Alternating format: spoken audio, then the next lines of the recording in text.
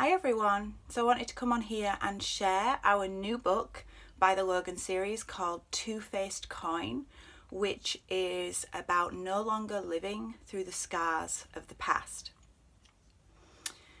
So this book came to me originally in a vision, and I started seeing Two-Face, which is the character from the Marvel movies, and I knew it wasn't me because I didn't really have a huge connection with the Marvel movies. I didn't really know that much about them. I definitely didn't know a lot about the character Two-Face.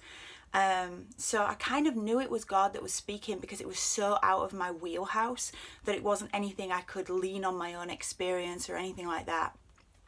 So God showed me a vision of this man who was tossing a coin. And after I've researched a little bit of Two-Face, the story is that he was abused by his dad, he was hurt in a fire, he scarred one side of his face in the fire, and he had a coin that he used to use for justice. And after the fire, one side of the coin was scarred really badly, and the other side was clean and clear. So he used to toss the coin, and depending on which side it landed, he made the decision based on the toss of a coin, whether he was going to act in an evil way or whether he was going to act in a good way. So when God kind of started to share this book idea with me, it actually came down to double-mindedness, which it says in James that a double-minded man is unstable in all his ways. And what this relates to is kind of unstable ground. I don't know if any of you have ever been around somebody who you don't know how they're going to react. You don't know if they're going to fly off the handle, and it sometimes feels like you're either walking on eggshells, walking on ice, or walking through a minefield just waiting to get blown up. And what happened while I was writing the book was these kind of reactions fell into two different categories. There was that unstable man who can be quite volatile. Like I said, you don't know how they're going to react, and that comes from betrayal, being hurt in the past, sometimes abusive relationships, things like that. And then the other side was people who react out of fear. So you would see them not trusting anybody, keeping people at arm's length, not being vulnerable, not letting people in, that kind of thing. And one of the best ways I could explain this in the book was there was actually a dog who had come from a abusive home, and she'd been adopted by a brand new family. But when she was around the man in the family, she would be fearful, sometimes a little manipulative, trying to get control. And she was literally putting the sins of the family that had hurt her onto this new man who'd adopted her into his family. So she was kind of transferring that pain and also still living through the scars of her past. So this book, it was actually quite a heavy book to write. And I think it's really because it's about deliverance. It's about being healed. And it's sometimes that healing that's not spoken about, especially in the church.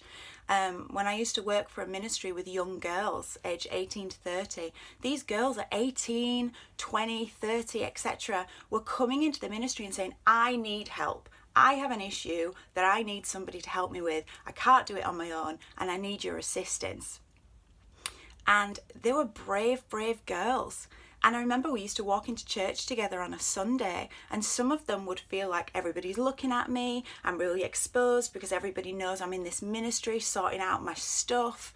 But the truth was, there were so many people in the church that were not sorting out this stuff. And these brave girls stood up at 18, 20 and said, I need to get this sorted, and I need to get this sorted now. I want to receive the fullness of healing, the fullness of forgiveness, the fullness of freedom, which was purchased through the fullness of the cross. And Jesus has given us all of that. He's given us the fullness of healing for us to have completely transformed lives. And this is what these girls were after. This is what the gospel talks about, having that fullness of freedom. And that fullness was purchased at the cross. So we all have that.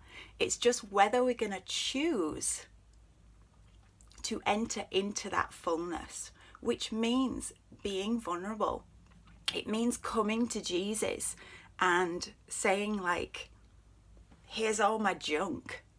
I need your help. And it's hard and it's painful and it's messy and it's stressful at times. But there is more pain to remain still living through the scars in your past than there is to deal with it. So I celebrate those girls today. They are my heroes, because they were willing to say, I need help. And it's in the Bible as well. In Psalm 139, right at the end of that psalm, David says, search me, O Lord, search my heart for anything that is anxious within it, for any anxious thoughts. And anxiety comes from those places in the past, those past hurts, those fears, that betrayal. And David was saying, search me, expose me, see if there's any pathway of pain within me, and help me to walk on your right pathway, God. So Two-Faced Coin will challenge you. It will inspire you to open up to God. It will inspire you to want to expose those places of pain and receive the full healing from God that has already been purchased for you. So join us on this journey. Join us in this journey of deliverance, of healing, and of receiving the fullness of the atonement. Two-Faced Coin will hopefully be out next week on Amazon and on the Logan Series website. So join us, stop tossing the coin, read the book, and see how Jesus puts an end to it once and for all. God bless.